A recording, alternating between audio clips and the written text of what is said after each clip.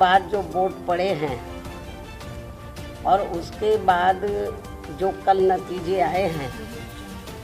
तो उसको लेकर अब ये आम चर्चा है। मैं खुद नहीं कह रही हूँ, ये लोगों में आम चर्चा है कि पहले देश में बैलेट पेपर के जरिए चुनाव जीतने के लिए सत्ता का दुरुपयोग करके फर्जी वोट डाले जाते थे, और अब तो ईवीएम के जरिए भी ये कार्य किया जा रहा है, जो लोकतंत्र के लिए बड़े दुख व चिंता की बात है। इतना ही नहीं, बल्कि देश में लोकसभा व राज्यों में विधानसभा आम चुनाव के साथ साथ खासकर उपचुनावों में तो अब ये कार्य काफ़ी खुलकर किया जा रहा है। और ये सब हमें हाल ही में हुए यूपी के उपचुनाव में काफ़ी कुछ देखने के लिए मिला है। और इस बार महाराष्ट्र स्टेट में विधानसभा के हुए आम चुनाव में भी इसको लेकर काफ़ी आवाज़ें उठाई जा रही हैं। ये अपने देश में यह लोकतंत्र के लिए बहुत बड़ी खतरे की घंटी भी है। ऐसी स्थिति में अब हमारी पार्टी ने ये फैसला लिया है कि जब तक देश में फर्जी वोटों को डालने से रोकने के लिए देश के चुनाव आयोग द्वारा कोई सख्त कदम नहीं उठाए जाते हैं, तो तब तक हमारी पार्टी देश में खासकर अब कोई भी उपचुनाव नहीं लड़ेगी। मैं उपचुनाव की बात कर रही हूँ, बाई इलेक्शन की। तो तब तक हमारी पार्टी देश में खासकर अब कोई भी उपचुनाव नहीं लड़ेगी। जबकि आम चुनाव में जब जनरल इलेक्शन होते हैं, जबकि आम चुनाव में इस मामले में थोड़ा बचाव जरूर हो जाता है, क्योंकि इनका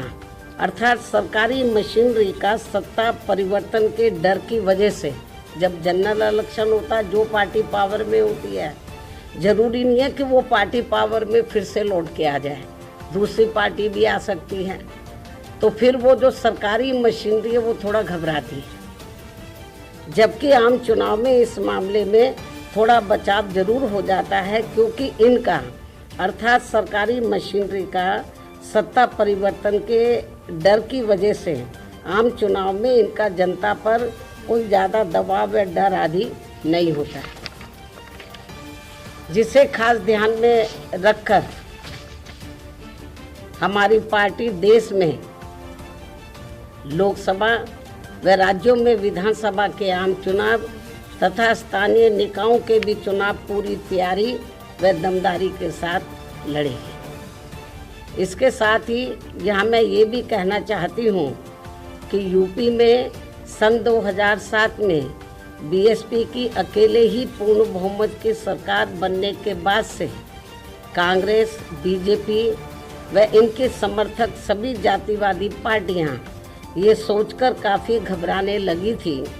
कि यदि बीएसपी केंद्र की सत्ता में आ गई तो फिर बाबा साहब डॉक्टर भीमराव अम्बेडकर का व इनके अनुयायी रहे मान्यवर श्री कांशीराम जी का भी हर मामले में अधूरा रहा सपना जरूर साकार हो जाएगा, जिसे रोकने के लिए फिर इन्होंने अंदर अंदर आपस में मिलकर ये जो जातिवादी पार्टियां हैं, कांग्रेस, बीजेपी एड कंपनी के जो लोग हैं, फिर इन्होंने अंदर अंदर आपस में मिलकर व पर्दे के पीछे से खासकर दलित समाज में से बिकाऊ व स्वार्थी किस्म के लोगों के जरिए अब इन्होंने अनेकों पार्टियां बनवा दी सन 2007 के बाद से, जिनको चलाने व चुनाव लड़ाने आदि पर पूरा धन इन्हीं पार्टियों का लगता है। तभी ये पार्टियां कई कई दर्जन गाड़ियों को साथ में लेकर चलती है, और अब तो ये हेलीकॉप्टर व प्लेन से चुनावी दौरा भी करते हैं। ऐसी लोगों में ये आम चर्चा है। जबकि हमारी पार्टी बीएसपी इसके लिए पार्टी के लोगों से बीएसपी सदस्यता आदि के जरिए अपना खर्चा खुद उठाती है। यहाँ ये भी गंभीरता से सोचने की बात है। और इतना ही नहीं, बल्कि फिर ये विरोधी पार्टियां अपने राजनीतिक लाभ के लिए उनके हिसाब से उनसे उम्मीदवार खड़े करवा के अब बीएसपी को कमज़ोर करने में लगी। इसके साथ ही अब तो इन बिकाऊ व स्वार्थियों को मजबूती देने के लिए अब ये विरोधी पार्टियां अपना खुद का भी वोट ट्रांसफ़र करवा के इनके हर राज्य में 1-2 MP व MLA भी जितवा कर भेज रही है। इसलिए ऐसे सभी बिकाऊ व स्वार्थियों की पार्टियों को अब अपने भोले भाले दलितों, आदिवासियों, अन्य पिछड़े वर्गों व अक़लियतों को भी अपना एक भी वोट देकर खराब नहीं करना है। ये सब हमें अभी हाल ही में हरियाणा, महाराष्ट्र, झारखंड के हुए विधानसभा आम चुनाव के साथ साथ यहाँ उत्तर प्रदेश में भी 9 विधानसभा की सीटों पर हुए उपचुनाव में काफ़ी कुछ देखने के लिए मिला है। ऐसे में अब इन सभी वर्गों के लोगों को इन्हें जाति, बरादरी, रिश्ते नातों, यार दोस्तों आदि के भी चक्कर में न पड़कर अपना वोट ऐसी किसी भी पार्टी को नहीं देना है, बल्कि अपनी एकमात्र हितैषी पार्टी बीएसपी को ही अपना वोट देना है, जिसकी नीतियों व कार्यशैली को इन्होंने यूपी में, यानी कि जो वीकर सेक्शन के लोग हैं, इन्होंने यूपी में बीएसपी के, वैसे तो सर समाज के लोगों ने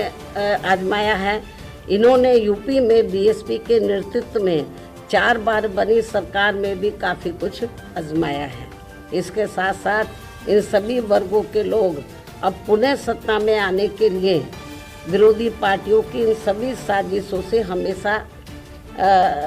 सावधान रहना है और आपस में भाईचारा पैदा करके अपनी पार्टी बीएसपी को हर मामले में ज़रूर मजबूत बनाना है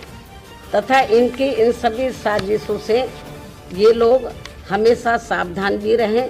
वर्तमान में समय की यही मांग है